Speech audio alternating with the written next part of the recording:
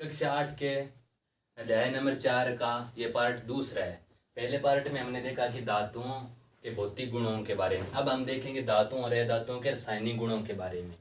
सबसे पहला गुण आता है धातु और अधातु के ऑक्सीजन से विक्रिया करके। जैसे मैग्नीशियम यहाँ पर धातु है, ये ऑक्सीजन से विक्रिया करके क्या बना रही है, मैग्नीशियम ऑक्साइड। ठीक है। और ये सल्फर यहाँ पे लिखा हुआ ये अधातु है, ये ऑक्सीजन से विक्रिया करके क्या बना रही है, सल्फर डाइऑक्साइड। अब यहाँ पर ऑक्साइड, यहाँ पर डाइऑक्साइड, ये नाम कैसे पड़ा, ये देखो जी तो क्या हो गया, मैग्नीशियम हो गया, सबको पता है। ठीक है। अब यहाँ पर अगर एक ही है, यहाँ पर देखो ऑक्सीजन की संख्या कितनी है, एक है ना, और यहाँ पर ऑक्सीजन की संख्या कितनी है, 2। अगर एक होगा तो नाम होगा ऑक्साइड, अगर 2 होंगे तो डाई ऑक्साइड। ठीक है। ये धातुओं के रासायनिक गुणों का पहली अभिक्रिया है, धातुओं की ऑक्सीजन से अभिक्रिया। ठीक है। अब नेक्स्ट भाग में हम पढ़ेंगे धातुओं की जल के साथ अभिक्रिया। अब देखो धातुएं और अधातुओं की जल के साथ अभिक्रिया में पहला है, धातुएं जल के साथ अभिक्रिया करती है। धातुओं की जल के साथ अभिक्रिया,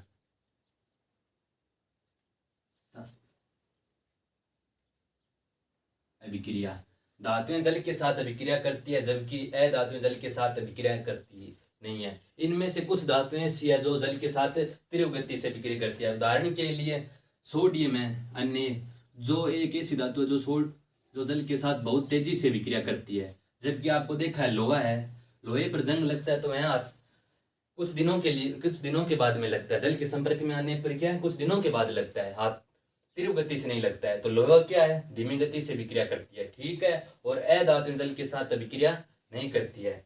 आगे है तीसरा गुण, तीसरी विक्रिया है धातुओं की अम्लों के साथ विक्रिया।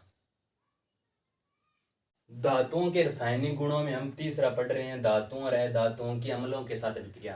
पहली रासायनिक गुण में हमने पढ़ा था धातुएं धातुओं के, पहले पढ़ा था हमने धातुएं ऑक्सीजन से किस प्रकार विक्रिया करते हैं। दूसरे में मैंने पढ़ा था कि धातुएं और अधातुएं जल के साथ किस प्रकार विक्रिया करती है। तीसरा है इसमें धातु अधातु की अम्लों के साथ विक्रिया।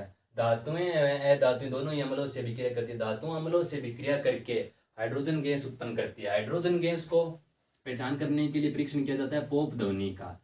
पोप ध्वनि यानी जब हम वो परीक्षण करते हैं तो हाइड्रोजन किसी मोमबत्ती को पास में लाते हैं तो क्या करती हैं, फट फट की आवाज आती है, जिसे पोप ध्वनि कहते हैं। और अधातुएं अम्लों के साथ विक्रिया करके विक्रिया जटिल है, इनके अधातुओं के अम्लों के साथ विक्रिया जटिल है, लेकिन यह विक्रिया करती है।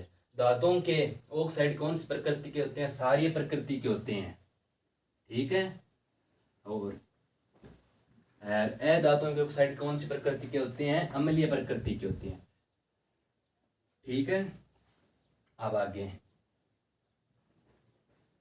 इसके बाद हम पढ़ेंगे कि तीसरा गुण, इनमें तीसरा गुण पढ़ लिया हमने। चौथा गुण कौन सा होता है, धातुएं अधातुएं क्षारों से किस प्रकार विक्रिया करती है। अभी हमने पढ़ा है अम्लों के साथ विक्रिया, आगे पढ़ेंगे हम क्षार से किस प्रकार विक्रिया करती हैं धातु और अधातु।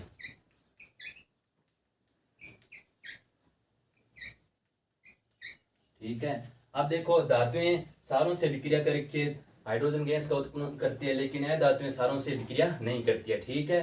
धातुएं तो क्षारों से विक्रिया करती है, लेकिन अधातुएं क्षारों से विक्रिया नहीं करती हैं। ये अब आपके धातुएं अधातुओं के रासायनिक गुण पूरे हो चुके हैं। आगे हैं आप में विस्थापन विक्रिया, किसे कहते हैं, विस्थापन विक्रिया। देखो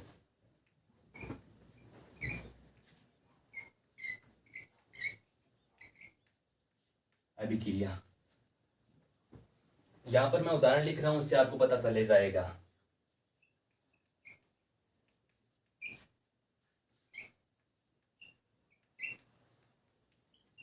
यहाँ पे देखो, इसमें देखो यहाँ पे CuSO4 लिखा हुआ है मैंने। Cu को कहते हैं कॉपर, SO4 को कहते हैं सल्फेट, यानी कॉपर सल्फेट है। Zn को कहते हैं जिंक। ठीक है। यहाँ पे है Zn हो गया जिंक, SO4 क्या है, सल्फेट, प्लस Cu क्या है, कॉपर है, तो जिंक सल्फेट प्लस कॉपर। यहाँ पे आपने क्या देखा, ये रासायनिक अभिक्रिया है। क्या देखा, इसमें जिंक है, वो जिंक ने क्या किया है, कॉपर को अलग कर दिया है। यहाँ पे देखो कॉपर को यहाँ पे क्या कर दिया है, अलग कर दिया है। और किसके साथ जुड़ गया है, आप ये SO4 के साथ जुड़ गया है। जिंक ने कॉपर को अलग कर दिया है, लेकिन SO4 को के साथ जुड़ गया है। तो इसे विस्थापन अभिक्रिया देखो आप कैसे लिखोगे कि वह रासायनिक अभिक्रिया जिसमें एक तत्व, ये एक तत्व जिंक है, दूसरे तत्व यानी कॉपर है, तो कॉपर सल्फेट, ये कॉपर है दूसरा तत्व कौन सा, कॉपर। कॉपर का ये क्या है, SO4 विलयन है, उसके विलयन से क्या कर देता है, विस्थापन कर देता है, तो क्या कहलाता है, विस्थापन अभिक्रिया। ठीक है, आप फिर से देख सकते हैं कि एक तत्व इसने, जिंक ने कॉपर को क्या कर दिया है, अलग कर दिया, तो यहाँ कौन सी विक्रिया होगी, विस्थापन विक्रिया होगी। इसके बाद हम पढ़ेंगे कि धातुओं और अधातुओं के उपयोग कहाँ पर होते हैं। धातु और अधातुओं के उपयोग, सबसे पहले धातुओं के उपयोग।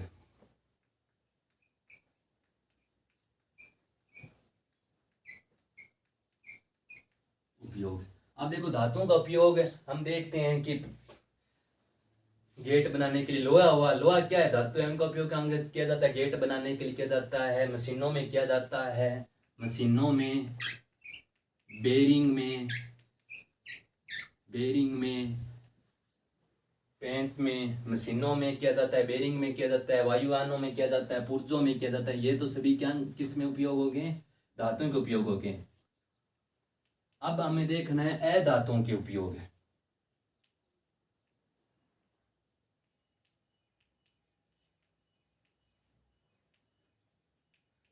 अब देखो अधातुओं का उपयोग कहाँ किया जाता है। अधातुओं का सबसे पहला उपयोग किया जाता है जल के शुद्धिकरण में, यानी जल को, कठोर जल होता है, यानी खारे पानी को मीठे पानी में बदलने के लिए अधातुओं का उपयोग किया जाता है।